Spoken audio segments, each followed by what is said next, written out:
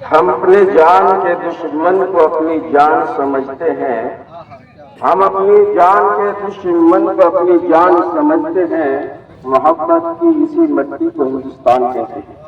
اب آپ حضرات کے سامنے میں اس مدرسے کے مایہ ناز محترم جناب قاری شمیم صاحب چند الفاظ جو ہے ناصحانہ پیش کریں گے، اس کے بعد مجلس کا اختتام پذیر ہوگا۔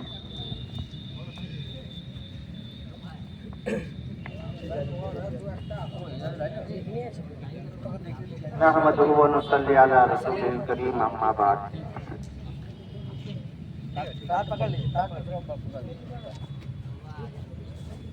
محترم حضرات،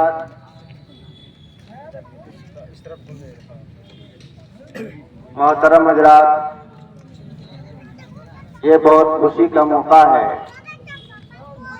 آج وہ دن ہے جس دن ہمیں اور آپ کو آزادی ملی، انگریزوں سے غلامی کی آزادی ملی۔ کسی شاعر نے کیا خوب کہا ہے، جس نے کہا کہ دنگا ہو گیا ہے، جس نے کہا کہ دنگا ہو گیا ہے، سرے بازار میں ننگا ہو گیا ہے۔ جس نے کہا کہ دنگا ہو گیا ہے، سرے بازار میں ننگا ہو گیا ہے، جو خون لگا ہے شہیدوں کے کفن میں، وہی کفن ترنگا ہو گیا ہے۔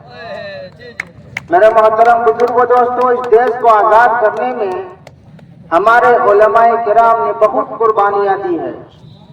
اتنی قربانیاں دی ہے کہ جتنی بھی تعریف کی جائے وہ کم ہے۔ دلی کا کوئی ایسا درخت نہیں تھا جس میں ہمارے علماء کرام کا لاش نہ لٹکتا ہو۔ میرے محترم، ہمیں اور آپ کو صرف چاہیے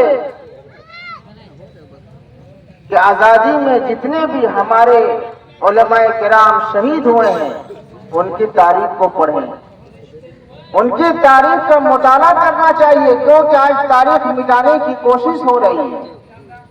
آج یہ لوگوں کو سبق دیا جا رہا ہے، اسکولوں میں یہ تعلیم دی جا رہی ہے، گویا کہ ہم نے اس دیش کے لیے کچھ کیا ہی نہیں۔ ہمیں بے وفا ثابت کرنے کے لیے آج چاروں طرف سے لوگ لگے ہوئے ہیں۔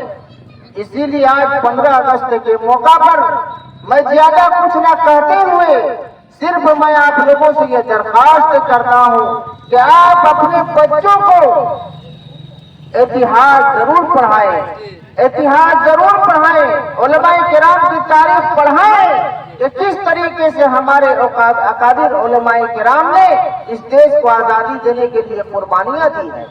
میرے محترم، دیش کو آزادی جو ملی ہے اس میں کہیں نہ کہیں ہمارے علماء کرام کے ساتھ ساتھ مدرسے کے طالب علموں کا بھی بہت زیادہ دخل ہے۔